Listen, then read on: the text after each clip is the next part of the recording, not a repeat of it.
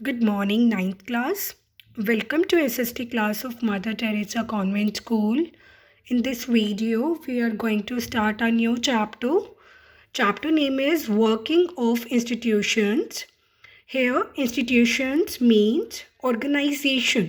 यानी कि हम गवर्नमेंट के जो ऑर्गेनाइजेशंस होते हैं, गवर्नमेंट के जो इंस्टीट्यूशंस होते हैं, उनके बारे में बात करेंगे.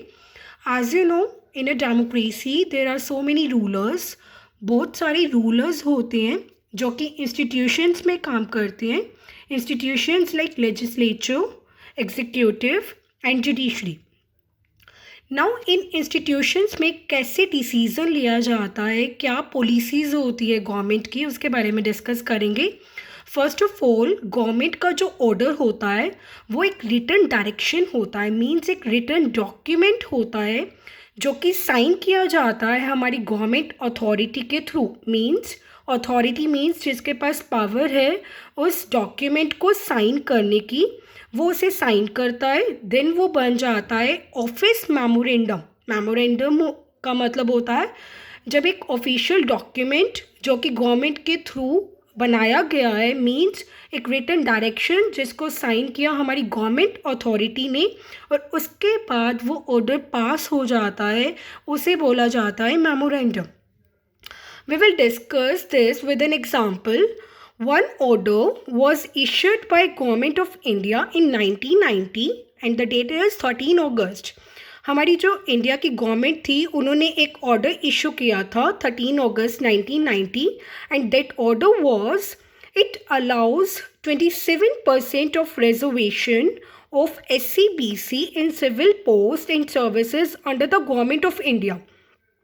मीन्स हमारी जो इंडिया की गवर्नमेंट थी उन्होंने एक ऑर्डर रेज किया था.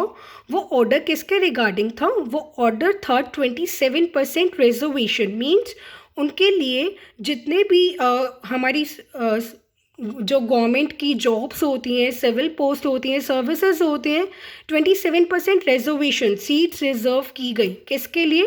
SCBC के लिए. Means socially and economically backward classes. जब गवर्नमेंट ने वो ऑर्डर पास किया तो उस ऑर्डर के अगेंस्ट कंट्रोवर्सी किया गया. Means issuing of order led to country wide protest. Means जब 27% रिजर्वेशन दिया गया SCBC को तो जो सिटीजन्स थे इंडिया के उन्होंने प्रोटेस्ट किया, उन्होंने अगेंस्ट किया इस ऑर्डर को. दे वर अपीलिंग, वो अपील कर रहे थे, स्टॉप करना चाह रहे थे कि इस ऑर्डर का इम्प्लीमेंटेशन ना किया जाए. देन ये प्रोटेस्ट चला गया सुप्रीम कोर्ट के पास. Supreme court examine constitutional validity of order and modify it. Then supreme court ने एग्जामिन किया, मीन्स चेक किया कि जितना भी ऑर्डर बनाया गया है गवर्नमेंट के थ्रू क्या वो कॉन्स्टिट्यूशनल को वैलिड, मतलब हमारे कॉन्स्टिट्यूशनल के जितने भी प्रोविजंस हैं उनको वैलिड कर रहा है या नहीं. अगर नहीं कर रहा तो उसमें मॉडिफिकेशंस किए गए, चेंजेस किए गए.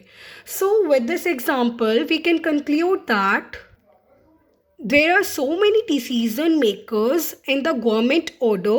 Like first one is president. President को हम बोलते हैं head of the state and he is having highest formal authority in the country. And second decision maker is prime minister जिनको हम बोलते हैं head of the government and he actually exercises all governmental powers. And third one is parliament. Parliament में आपको पता है president आते हैं and 2 houses are included here like Lok Sabha and the Rajya Sabha. After that we will discuss about the Mandal commission report. बच्चा 1979 की बात है. हमारी जो इंडिया की गवर्नमेंट है उन्होंने अपॉइंट किया, वो चाहते थे कि जो हमारे SCBC है like social and economical backward classes है उनके बारे में पता लग सके, तो उन्होंने एक मिशन बनाया that is second backward classes commission जो कि हेडेड बाय, मतलब जिनका हेड कौन था? BP मंडल. और इस वजह से उसे कहा जाता था मंडल कमीशन. अब मंडल कमीशन को 2 तरह के टास्क दिए गए. First one is determine the criteria to identify the SCBC. सबसे पहले उनको डिटरमाइन करना था, पूरे इंडिया में फाइंड आउट करना था कि हमारे पूरे इंडिया में कितने एससीबीसी है, लाइक सोशली इकोनॉमिकली से जो बिलोंग कर रहे हैं, जो बिल्कुल बैकवर्ड क्लासेस में आ रहे हैं, जिनके पास ना कोई सोशल बैकग्राउंड है, जिनके पास ना कोई इकोनॉमिक बैकग्राउंड है। सेकेंड, उनके पास टास्क था, they have to recommend steps to be taken for their advancement. Like पहले उन्होंने फाइंड आउट किया कि कितने लोग एससीबीसी से बिलोंग करते हैं। सेकेंडली, उन्होंने रिकमेंड करना था कि कैसे हम उनको इस चीज़ से लाइक फ्री कर सकते हैं, कैसे उनको एडवांसमेंट दिया जा सकता है।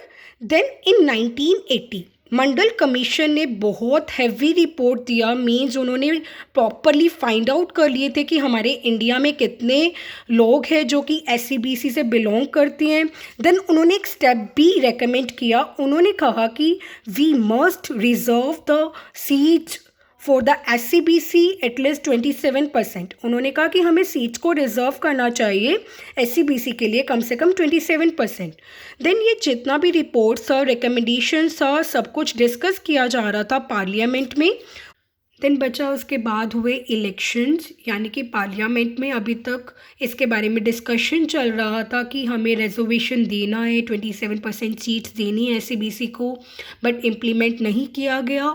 देन इलेक्शंस होने थे 1989 में। वीपी सिंह ने इस चीज़ का एडवांटेज उठाया, उन्होंने सिटीजन्स जो भी एससीबीसी से बिलोंग करते थे उन्हें प्रॉमिस किया, अगर मैं पीएम बन जाता हूँ then I will implement those all the recommendations which were given by the BP Mandal. Then 1989 में जनता दल ने इलेक्शंस भी विन कर लिया और उनके जो लीडर थे वीपी सिंह वो बन गए पीएम। देन 6 अगस्त 1990 उन्होंने यूनियन कैबिनेट के साथ फॉर्मल डिसीजन लिया और सारी रिकमेंडेशंस को कर दिया implement. Then on next day PM VP Singh inform the parliament about the decision. उन्होंने नेक्स्ट डे पार्लियामेंट को बताया, दोनों हाउसेस के साथ डिस्कशन किया वीपी सिंह ने कि हमें कैसे इसको इम्प्लीमेंट करना है, क्या क्या व्यूज़ हैं, कैसे किया जाएगा। देन कैबिनेट का जो डिसीजन था was sent to the department of personnel and training. मतलब हमारे जो कैबिनेट का जो भी डिसीज़न आया, मतलब यानी कि वो इम्प्लीमेंट हो चुका था, अब वो सेंड कर दिया गया था। जो भी हमारे पास रिटर्न डॉक्यूमेंट आया था वो सेंड किया गया किसके पास, department of personnel and training. मतलब जॉइंट सेक्रेटरी जो थे वहाँ पर वो उसको साइन कर रहे थे, तो एक ऑफिस मेमोरेंडम वहाँ पर प्रिपेयर हो गया था जिसके थ्रू हमारे गवर्नमेंट का ऑर्डर पास हुआ। और वो गवर्नमेंट का ऑर्डर क्या था, reservation of 27% of seats of SCBC. इस गवर्नमेंट के डिसीजंस के बाद बहुत सारे न्यूज़पेपर्स, मैगजीन्स, सारे व्यूज़ ओपिनियन से भर गए थे। पूरी कंट्री में वाइड स्प्रेड हो गया था प्रोटेस्ट, पूरी कंट्री में प्रोटेस्ट चल रहा था इसके अगेंस्ट। काफ़ी लोग थे जो कि अगेंस्ट थे। Now we will discuss about need for political institutions. हमें इन इंस्टीट्यूशंस की क्यों ज़रूरत पड़ती है। First of all, arrangement made in democracies to take and implement decisions. हमारी डेमोक्रेसीज में जितने भी अरेंजमेंट करने होते हैं, लाइक डिसीजन से लेने से लेकर इम्प्लीमेंट करने तक, उसमें हमें पॉलिटिकल इंस्टीट्यूशंस की नीड होती है। Secondly, if disputes arise on this decisions और in their implementation, there should be someone to determine what is wrong and what is right. अगर कोई डिस्प्यूट अराइज हो जाता है डिसीज़न को इम्प्लीमेंट करने में, तो कोई होना चाहिए जो ये जज कर सके क्या सही है क्या गलत है, तो वहाँ पर भी हमको पॉलिटिकल इंस्टीट्यूशन की नीड होती है। Third, institution involves rules and regulations. Institutions में रूल्स एंड रेगुलेशंस होते हैं जो कि लीडर्स की अथॉरिटी पे एक लिमिट लगा देते हैं ताकि वो उस अथॉरिटी का मिसयूज़ ना कर सके। सो इस वजह से हमको पॉलिटिकल इंस्टीट्यूशंस का नीड होता है। नाउ पॉलिटिकल इंस्टीट्यूशंस में कौन कौन आते हैं। Firstly the prime minister and their cabinet, जो कि इम्पोर्टेंट पॉलिसी डिसीजंस लेते हैं। सेकेंडली द सिविल इम्प्लीमेंट करते हैं उनके डिसीजंस को। थर्ड पे आता है सुप्रीम कोर्ट, जो कि डिस्प्यूट्स को सेटल करते हैं। डिस्प्यूट्स किन के बीच में होता है, लाइक सिटीजन्स और गवर्नमेंट के बीच में जो डिस्प्यूट्स होते हैं वो सेटल किए जाते हैं by the supreme court. Now we will discuss about the parliament, जिसको हम हिंदी में बोलते हैं संसद। In all democracies, an assembly of elected representatives exercise supreme political authority on behalf of the people. बच्चा आपको पता है हम अपनी रिप्रेजेंटेटिव्स को चूज़ करते हैं, तो सभी डेमोक्रेसीज में क्या होता है, रिप्रेजेंटेटिव्स का असेंबली बनता है जो कि एक्सरसाइज करता है क्या, अपनी पॉलिटिकल अथॉरिटी को, किसके बिहाफ पे, हम जैसे नॉर्मल पीपल के बिहाफ पे. अब हम इंडिया की बात करें, वो असेंबली जब नेशनल लेवल पे बन जाती है, कौन सी असेंबली, इलेक्टेड रिप्रेजेंटेटिव्स की असेंबली, तो उसे कहा जाता है पार्लियामेंट. जब वही असेंबली स्टेट लेवल पे बन जाती है तो हम उसे बोलते हैं लेजिस्लेचर और लेजिस्लेटिव असेंबली. लेजिस्लेचर और लेजिस्लेटिव असेंबली के बारे में हमने 3rd चैप्टर में भी पढ़ा था इलेक्टोरल पॉलिटिक्स में. Now what is the need of parliament, हमें पार्लियामेंट की ज़रूरत क्यों है. First of all, it is a final authority for making new laws and changing existing laws in India. बच्चा अगर हमको हमारे इंडिया में कोई भी नए कानून बनाने हैं या फिर एग्जिस्टिंग लॉज में चेंजेस करने हैं, तो पार्लियामेंट ही एक क्या है, फाइनल अथॉरिटी है, फाइनल पावर है जो कि लॉज को बनाती है और साथ के साथ एग्जिस्टिंग लॉज में चेंजेस कर सकती है. सेकेंडली, पार्लियामेंट का कंट्रोल रहता है गवर्नमेंट पे फुली और डायरेक्टली, यानी कि गवर्नमेंट अपनी पावर का मिसयूज़ नहीं कर सकती. थर्ड, पार्लियामेंट कंट्रोल करती है गवर्नमेंट की सारी मनी को. फोर्थ, पार्लियामेंट एक हाईएस्ट फोरम है, एक ऐसा प्लेटफॉर्म है जहाँ पर हम डिस्कस कर सकते हैं, डिबेट कर सकते हैं, बातचीत कर सकते हैं पब्लिक इश्यूज़ पे और नेशनल पॉलिसीज़ जो कि कंट्री की है. Last, parliament can seek information about any matter. अगर पार्लियामेंट को किसी तरीके का भी इंफॉर्मेशन चाहिए तो वो उस इंफॉर्मेशन को एक्वायर कर सकती है. तो इस वजह से हमको पार्लियामेंट की नीड पड़ती है. Now there are 2 houses of parliament बचा, लोकसभा एंड राज्यसभा. लोकसभा को हम बोलते हैं लोअर हाउस जो कि कहलाती है house of people. Second, Rajya Sabha जिसको हम बोलते हैं अपर हाउस जो कि कहलाती है काउंसिल ऑफ स्टेट्स, जिसमें स्टेट लेजिस्लेटिव असेंबली के बारे में हमने डिस्कस किया था. 3rd चैप्टर में हम डिस्कस करके आ चुके हैं इसके बारे में. नाउ जब पार्लियामेंट की बात कर रहे थे, पहले हमने डेफिनेशन डिस्कस किया, need of parliament, 2 houses of parliament. As you know, the President of India is also the part of Parliament. Now the question is, who is the President of India? Mr. Ramnath Kovind. Basically, he is a part of Parliament, although she is not a member of either house. वो part होता है parliament का, but वो किसी भी house यानी कि लोकसभा और राज्यसभा इनका मेंबर नहीं होता. Means all laws made in the houses come into force only after they receive the assent of the president. मतलब जितने भी लॉज बनाए जाते हैं हमारे हाउसेस में, लोकसभा में, राज्यसभा में, वो कब फोर्स में आते हैं, कब हम उनको इम्प्लीमेंट कर सकते हैं. हम उनको इम्प्लीमेंट कर सकते हैं जब हमें प्रेसिडेंट का एसेंट रिसीव हो जाता है. एसेंट का मतलब होता है अप्रूवल. मीन्स हम कह सकते हैं कि जब प्रेसिडेंट उस पर अपनी मोहर लगा देता है तब वो लॉज बन जाते हैं और उन्हें इम्प्लीमेंट किया जा सकता है. So this is about the President of India. Now, but as you know, there are 2 houses, Lok Sabha and the Rajya Sabha. But there are some special powers that has Lok Sabha over the Rajya Sabha. Means power दोनों के पास है, लोकसभा के पास भी है, राज्यसभा के पास भी है. But there are some special powers जो कि लोकसभा के पास है ओनली.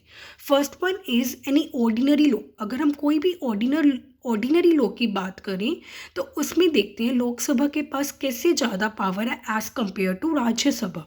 फर्स्ट ऑफ ऑल, अगर हमें कोई भी बिल को लॉ बनाना है, first of all it will need to be passed by both houses. मतलब दोनों में पास करना होगा, लोकसभा में भी और राज्यसभा में भी. If there is difference between 2 houses, the final decision is taken in joint session. अगर हमको फिर भी डाउट लग रहा है तो हम एक जॉइंट सेशन रख लेते हैं जहाँ पर लोकसभा भी होती है और राज्यसभा भी होती है. But at last, due to large number of members, the view of Lok Sabha will prevail. हमारी लोकसभा में ज़्यादा मेंबर्स होते हैं, तो इसके वजह से जो लोकसभा डिसीज़न लेता है वही प्रिवेल होता है, राज्यसभा के पास वो पावर नहीं होती।